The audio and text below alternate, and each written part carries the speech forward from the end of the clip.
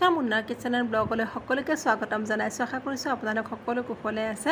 আৰু আজি এটা বেলেগ ধৰণৰ ভিডিঅ' লৈ আহিছোঁ। এইটো দেখিছেনে, এই গছডাল আপোনালোকে বাৰু কোনে কোনে চিনি পাইছে এবাৰ কমেণ্ট কৰি পেলাই জনাবচোন। এজোপা গছৰ ঔটেঙা গছৰ তলত, ঔটেঙা মানে এইটো একদম অকণমানি ঔটেঙা, আৰু মই ঠিক সঠিককৈ নামটো নাজানো যে আচলতে এই গছটো ঔটেঙা হয়নে কি, কিন্তু দেখাত একদম আমাৰ সৰু ঔটেঙাৰ নিচিনাই হয়, একদম ঔটেঙাৰ নিচিনাই সৰু হয়। আপোনালোকক মই ভিডিঅ'টো দেখাম বাৰু।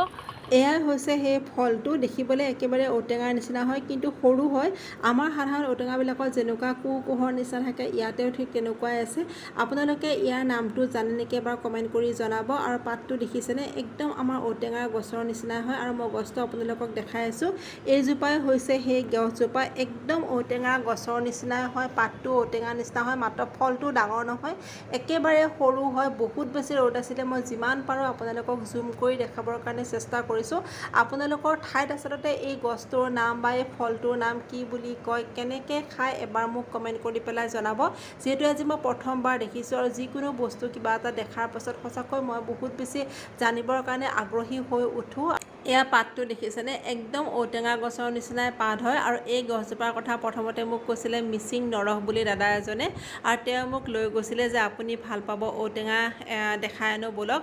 আৰু তাৰপাছত আহি এয়া মই ছিঙি আছোঁ, যে থোপা থোপা হৈ লাগিছে, দেখিছেনে, যেনেকৈ আমাৰ ধুপুৰি বা কোনোবা জেগাত হলফুলি বুলি কয়, যেনেকৈ থোপা থোপা হৈ লাগে, এইখিনিও ঠিক তেনেকৈয়ে লাগিছে। অৱশ্যে প্ৰথম অৱস্থাত মোৰ লগত কিবা ধেমালি কৰা বুলিয়ে ভাবিছিলোঁ, এয়া কিবা জংঘলী ফল বা খালে কিবা অনিষ্ট হ'ব বুলি বহুত বেছি ভয় খালোঁ। কিন্তু নৰহে ক'লে যে এইটো ঔটেঙাই হয়, আৰু আমি এনেকৈতো মাছৰ লগত বনাই খাওঁ বা কেঁচাইও খাওঁ। আৰু যেতিয়া খাই পেলাই দেখালে তেতিয়াহে ভাবিলোঁ যে হয়। আৰু তাৰপাছত ময়ো এটা খালোঁ, খাই পেলাই বহুত বেছি ভাল লাগিলে। আৰু মই ইমান সোপা একেলগে ছিঙি পেলাই লৈ আহিলোঁ ঘৰলৈকে। আৰু এয়া এটা মই ফালি আপোনালোকক দেখাইছোঁ, চাওকচোন। ভিতৰত আমাৰ সাধাৰণ ঔটেঙাৰ নিচিনাই যে বিজল বিজল গুটিটো থাকে, ইয়াৰ ভিতৰতো আছে। কিন্তু এইখিনি গুটি খাব পাৰি, মই কাৰণ গোটাকৈ সিজাই পেলাই মাছৰ লগত বনাই পেলাই খাইছোঁ, একো বেয়া নালাগে। আৰু যিহেতুকে মই ভিডিঅ'টোত বনাবলৈ গৈ আছোঁ, সেইকাৰণে আপোনালোকক দেখাইছোঁ। আৰু গোটেইখিনি ঔটেঙা মই ইয়াত ফালি পেলাই লৈ লৈছোঁ, আৰু কুহকৈ এৰি যায়। আৰু এইখিনি হৈছে ভিতৰত থকা সেই বিজলীয়া গুটিখিনি, এইখিনিৰে আপোনালোকে চুলিও ধুব পাৰে। আগতে আমাৰ আইতাহঁতেতো ঔটেঙাৰ বীজেৰে চুলি ধুইছিলে, আৰু ময়ো মাজে মাজে ধুওঁ। আৰু এইখিনি এটা হুইচেল মাৰি পেলাই মই প্ৰেছাৰত সিজাই ল'ম। আনপিনে নিমখ আৰু হালধি সানি মাছ ভাজি ল'লোঁ, আৰু মাছ ভাজি ৰৈ যোৱাৰ তলতে সৰু সৰুকৈ কাটি পেলাই মই পিঁয়াজ এটা দি দিছোঁ। পিঁয়াজখিনি অকণমান ভাজি লৈ পেলাই তাত আদা নহৰু আৰু জলকীয়া খুন্দি লোৱা দি দিলোঁ। আৰু এইখিনি আকৌ অকণমান সময় মই ভাজি লৈছোঁ। সাধাৰণতে টেঙাত সৰিয়হ দিয়ে, কিন্তু আপোনালোকে পিঁয়াজ আদা নহৰু জলকীয়া অকণমান খুন্দি পেলাই দিবচোন, বহুত বেছি ভাল লাগে খাবলৈ। অকণমান দি দিলোঁ হালধি, তাৰপাছত এয়া সিজাই থোৱা ঔটেঙাখিনিও ইয়াতে দি দিলোঁ। আৰু এইখিনি আকৌ ভালদৰে অলপ সময় মই ভাজি ল'ম। আৰু এনেকৈ প্ৰায় 2 মিনিটমান সময় ভজাৰ পাছত ইয়াতে মই গৰম পানী অকণমান দি দিছোঁ। সেই সিজাই থোৱা কুকাৰত থকা পানীখিনিকে মই দি দিছোঁ।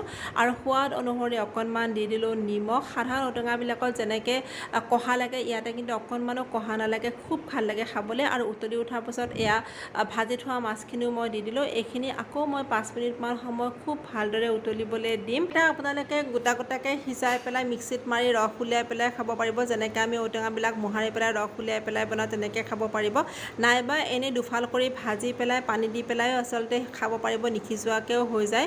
আৰু এয়া আঞ্জাখন উতলাৰ পিছত মই গেছৰ ফ্লেমটো অফ কৰি দিলোঁ, আৰু আপোনালোকক পৰিৱেশন কৰি দেখাইছোঁ। এই আঞ্জাখন খাবলৈ বহুত বেছি ভাল হয়, তাতে আকৌ উৎকট গৰমত দেহ মন শীতল কৰি দিয়ে।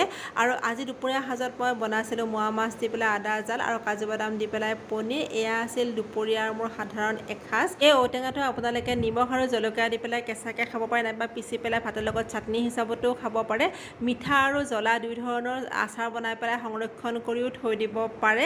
আপোনালোকে কোনে কোনে এই গছটো দেখিছে এবাৰ কমেণ্ট কৰি জনাব। মোৰ আন এটা ব্লগ লৈ অতি সোনকালে আহিছোঁ, তেতিয়ালৈকে বাই বাই।